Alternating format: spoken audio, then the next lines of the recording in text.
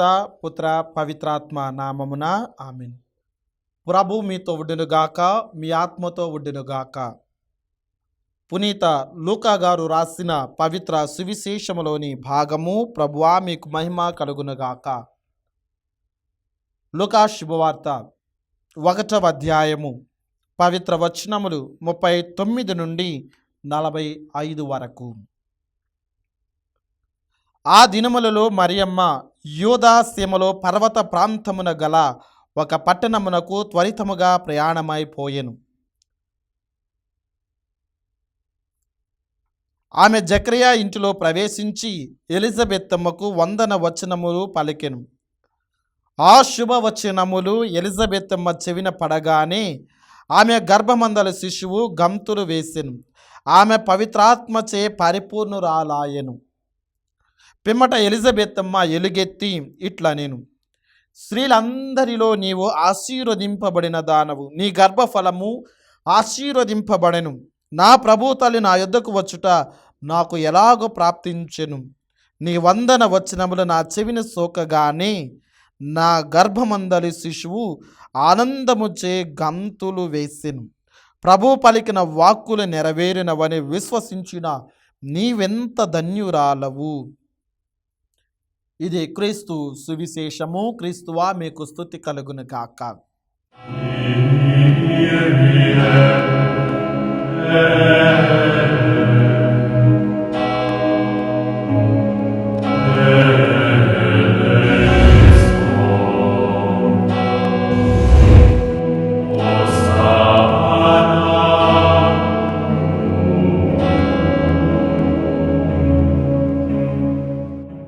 క్రీస్తునాథుని యందు ప్రియ సహోదరి సహోదరులారా, దేవుని బిడ్డలారా, దివ్యవాణి ప్రేక్షకులారా, మరి ముఖ్యముగా క్రీస్తు సందేశమును ఆలకిస్తూ ఉన్న, వీక్షిస్తూ ఉన్న ప్రియ విశ్వాసులారా, మీ అందరికీ కూడా ప్రభు అయిన యేసుక్రీస్తు పరిశుద్ధ దివ్య నామములో శుభాభివందనములు తెలియజేస్తూ ఉన్నాం. ఫాతిమా మాత జపమాల మాత రాజ్ఞిగా అనేక సార్లు దర్శనాన్ని ఇస్తూ ఉన్నది. కాబట్టి ముందుగా ప్రియ సహోదరి సహోదరులారా, మీ అందరికీ కూడా తల్లి ఫాతిమా మాత జపమాల మాత రాజ్ఞి పండుగ శుభాకాంక్షలు తెలియజేస్తూ ఉన్నాం.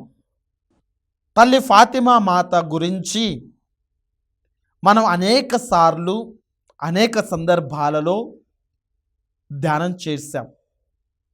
మనందరికీ కూడా క్షుణ్ణముగా ఫాతిమా మాత యొక్క చరిత్ర, ఫాతిమా మాత యొక్క దర్శనము ఎలా వస్తూ ఉన్నదో అనేక సార్లు విన్నాం ప్రియులారా. అయినా కానీ మరొక కొత్త కోణములో ఈరోజు ఫాతిమా మాత యొక్క విశిష్టతను గురించి మనం లోతుగా ధ్యానం చేయటానికి ప్రయత్నం చేద్దాము. ప్రియ సహోదరి సహోదరులారా, రక్షణ ప్రణాళికలో మరియ తల్లి అత్యంత కీలక పాత్ర వహించింది ప్రియులారా. మరియ తల్లి గురించి ఎన్నోసార్లు మనం ధ్యానం చేశాం. దేవాతి దేవుడు మరియ తల్లిని ఎన్నుకుంటూ ఉన్నాడు, దేవునికి తల్లిగా ఎన్నుకుంటూ ఉన్నాడు, తన ఏకైక కుమారుడికి తల్లిగా ఎన్నుకుంటూ ఉన్నాడు. ఆ మరియ తల్లి ద్వారానే ఆ లోక రక్షకుడు ఈ లోకములోనికి దిగి రావాలి, ఈ లోకములో కాలు మోపాలి అని మరియ తల్లిని ఎన్నుకున్నాడు ప్రియులారా. ఆ మరియ తల్లి దేవుని మాటకు అంగీకరించినది. ఆ రక్షణ ప్రణాళికలో ఆమె తన వంతు బాధ్యతను నెరవేరుస్తూ ఉన్నది. ఆ మరియ తల్లి అంటూ ఉన్నది, ఇదిగో నేను ప్రభువు దాసురాలని, నీ మాట చొప్పున నాకు జరుగునుగాక. ప్రభువు దాసురాలని అంటూ ఉన్నది ప్రియులారా. మరి ఆ మరియ తల్లి దేవునికి తల్లి, మనందరికీ కూడా ఆత్మీయ తల్లి ప్రియులారా. మనందరికీ కూడా ఆత్మీయ తల్లి. ఆ తల్లి ప్రార్థనా సహాయముతో మనం దేవుని దీవెనలను మెండుగా పొందుకుంటూ ఉన్నాం. మన కుటుంబాలలో బిడ్డకు ఏదైనా ఇబ్బంది జరిగితే, ఏదైనా హాని అని అనిపిస్తుంటే, ఏదైనా ప్రమాదము ముంచుకొస్తుంది అని తెలిస్తే తల్లి ముందుగానే పసిగట్టి ఆ బిడ్డ దగ్గరికి వెళ్ళి ఆ యొక్క ఇబ్బందికి, ఆ యొక్క సమస్యకు, ఆ యొక్క ప్రమాదానికి అడ్డుగా నిలుస్తుంది. అంత గొప్ప త్యాగశీలి తల్లి, ప్రియ విశ్వాసులారా. అలాగనే మన ఆత్మీయ జీవితంలో కూడా మరియ తల్లి మన ఆత్మీయ జీవితంలో ఎదురయ్యే ప్రతి ప్రమాదానికి కూడా ఆ ఆత్మీయ తల్లి అడ్డుగా ఉంటూ ఉన్నది. అందుకే ప్రియ సహోదరి సహోదరులారా, ఫాతిమా మాత దర్శనాలను ఈరోజు మనం ధ్యానం చేస్తూ ఉన్నాం. ముఖ్యంగా చరిత్ర మనం గమనించినట్లయితే అది 1917 సంవత్సరములు ప్రియురా. మొదటి ప్రపంచ యుద్ధము ప్రారంభమైన 3 సంవత్సరములు అనగా 1917 సంవత్సరము సుమారుగా 8 మిలియన్ ప్రజలు ప్రాణాలు కోల్పోతూ ఉన్నారు.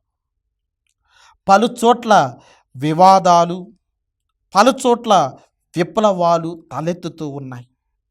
ముఖ్యంగా రష్యాలో లెనిన్ నాయకత్వమునందు కమ్యూనిజం, నాస్తికత్వం చోటు చేసుకుంటూ ఉన్నాయి.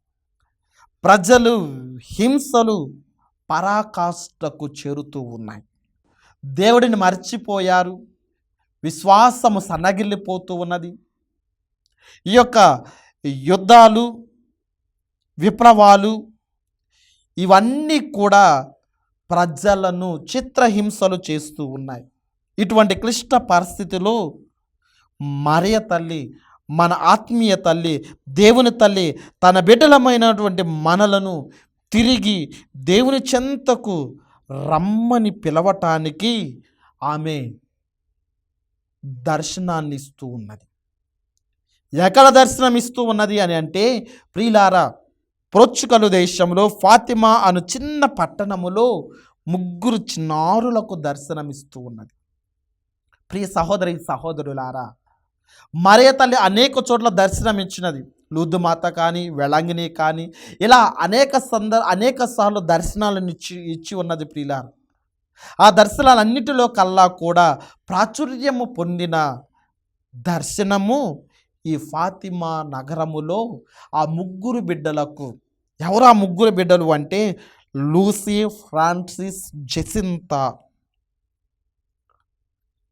వీరికి ఇచ్చినటువంటి ఆ దర్శనము చాలా ప్రాముఖ్యమైనది ప్రియ సహోదరి సహోదరులారా. అప్పటి నుండి ప్రతి నెల కూడా ప్రియులారా అక్టోబర్ నెల 13 వరకు మరియ తల్లి దర్శనమిచ్చినది ఆ సంవత్సరములో. కానీ ఆగస్టు నెలలో 13వ తారీఖున దర్శనం ఇవ్వలేదు. ఎందుకు అంటే ఆ 3 పిల్లలను అధికారులు నిర్బంధించారు. మరియ తల్లి దర్శనాల గురించి ఎవరికి చెప్పరాదని ఆటంకాన్ని విధించారు ప్రియులారా. అయినా కానీ 2 రోజుల తర్వాత అనగా 15వ తారీఖున మరియ తల్లి దర్శనం వారికి కలిగినది. ఆ 3 పిల్లలు ఆ మరియ తల్లి సౌందర్యాన్ని చూచి ముగ్ధులైపోయారు. కానీ ఆమె ఎవరో గుర్తించలేకపోయారు ప్రియ సహోదరి సహోదరుల. చివరికి ఆ మరియ తల్లి నేను జపమాల రాజ్ఞిని అని తెలియజేస్తూ ఉన్నది. ఆమె ఇచ్చినటువంటి సందేశము ప్రియులారా, ప్రపంచ శాంతి కోసం భక్తితో జపమాల అనిత్యము జపించండి అని తెలియజేస్తూ ఉన్నది. ఓ నా యేసువా, నా పాపములను మన్నించండి, నిత్య నరకాగ్ని నుండి మమ్ము కాపాడండి, సమస్త ఆత్మలను అత్యవసరమైన వాటిని మోక్షమునకు దరిచేర్చండి అని మన జపమాల చివరిలో తెలియజేసే జపము చెప్పమని చెబుతూ ఉన్నది ప్రియ సహోదరి సహోదరులారా. ఆ మరియ తల్లి చివరిసారిగా అనగా 1917 అక్టోబర్ 13న దర్శనమై, ఆ దర్శనము కోసము అనేక మంది, సుమారు 50,000 మంది సమావేశమయ్యారు. ప్రియ సహోదరి సహోదరులారా, మరి వారు ఆ రోజు పొందుకున్నటువంటి అనుభూతి వారి జీవితంలో మరచిపోలేనిది అని వారు తెలియజేస్తూ ఉన్నారు. ప్రియ సహోదరి సహోదరులారా, వారు పొందినటువంటి ఆ అనుభూతికి వారు మోకరించి ప్రార్థించటం మొదలుపెట్టారు. ప్రియ సహోదరి సహోదరులారా,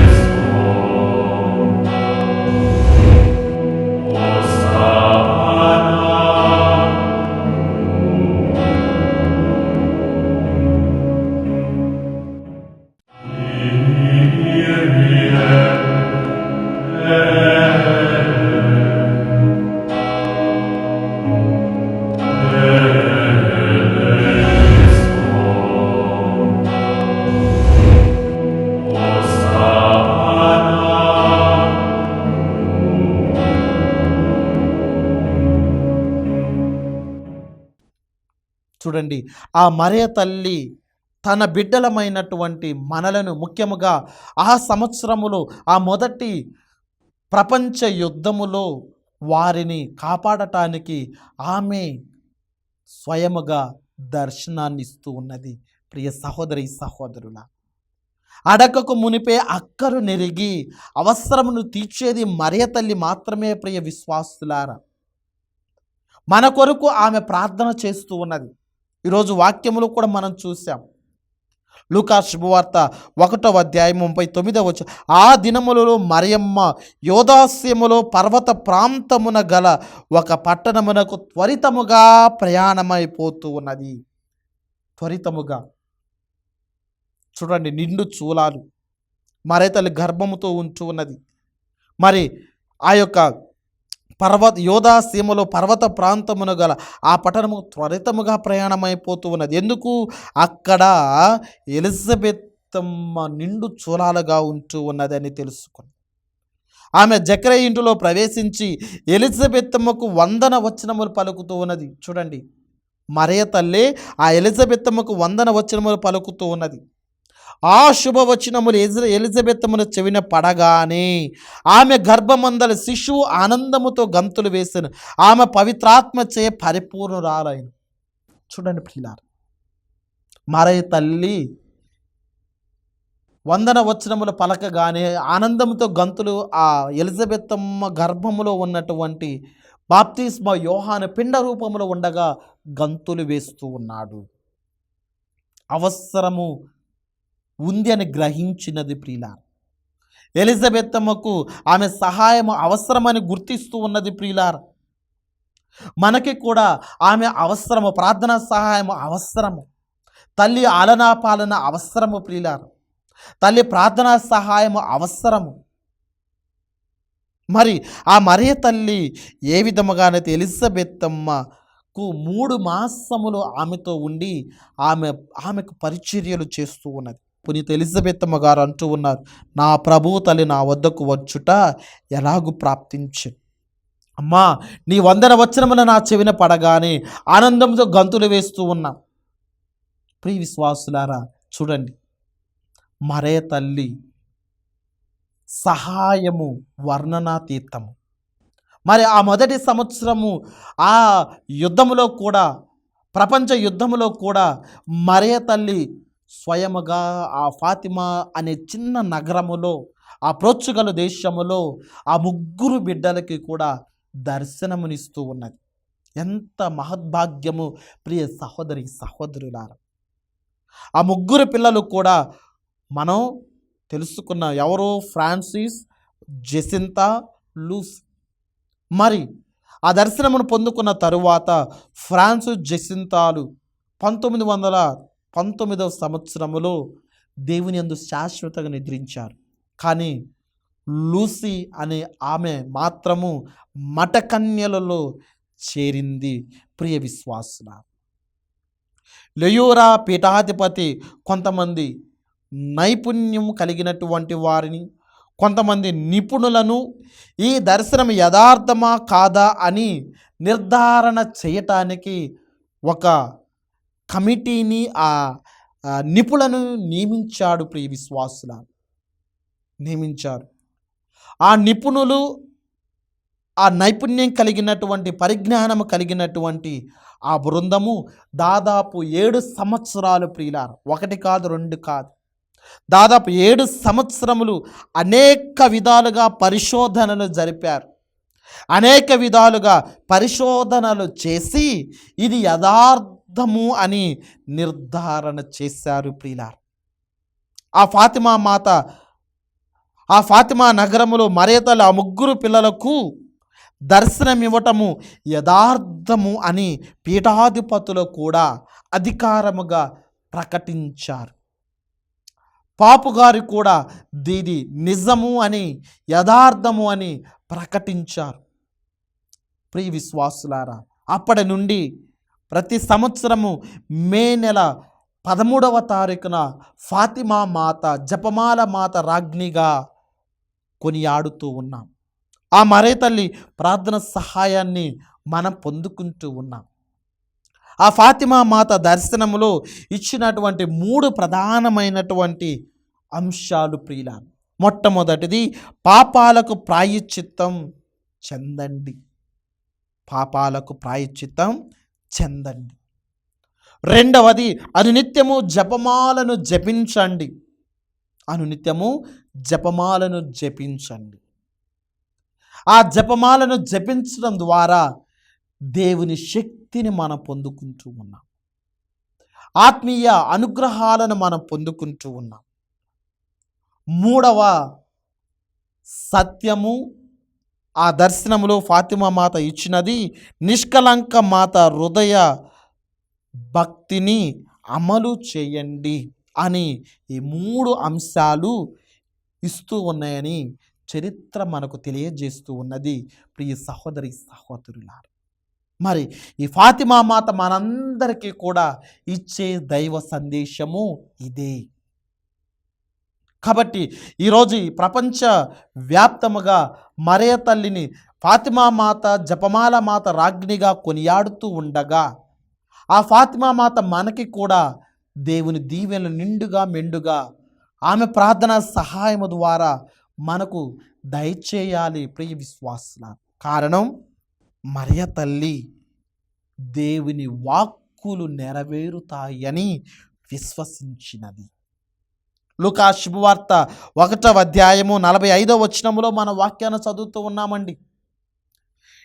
ప్రభు పలికిన వాక్కులు నెరవేరునవని విశ్వసించిన నీవెంత ధన్యురాలవు. ఎలిజబెత్తమ్మ గారు ప్రియులారా, పునీత ఎలిజబెత్తమ్మ గారు మరియ తల్లి ధన్యురాలు అని వర్ణిస్తూ ఉన్నది. నిజమే ప్రియ విశ్వాసులారా, మరియ తల్లి ధన్యురాలు, దేవునికి తల్లి, మనందరికీ ఆత్మీయ తల్లి ప్రియులారా. ఆ ఫాతిమా మాత మనందరినీ కూడా ప్రభు వద్దకు నడిపిస్తూ ఉన్నది. మనలో ఉన్నటువంటి అనేకమైనటువంటి పాప కలంకలను విడనాడమని మనను ప్రభు వద్దకు నడిపిస్తూ ఉన్నది. ప్రియ సహోదరి సహోదరులారా, మరి ఆనాడు ఏ విధముగానైతే ఆ మొదటి ప్రపంచ యుద్ధములో ప్రజలందరికీ, ప్రపంచానికి శాంతిని చేకూర్చాలి అని ఆ మరియ తల్లే తన బిడ్డల వద్దకు వచ్చి వారికి ఆ దర్శనం ద్వారా దేవుని సందేశాన్ని ఇస్తూ ఉన్నదో, మనకి కూడా దేవుని సందేశాన్ని, దేవుని దీవెనలను మనకి కూడా అందిస్తూ ఉన్నది. ప్రియ సహోదరి సహోదరులారా, మరియ తల్లి ప్రార్థనా సహాయాన్ని కోరుకోవాలి. అనునిత్యము మన చేతులలో జపమాల ఉండాలి. జపమాల ఉండటం మాత్రమే కాదు, జపించటానికి ప్రయత్నం చేయాలి.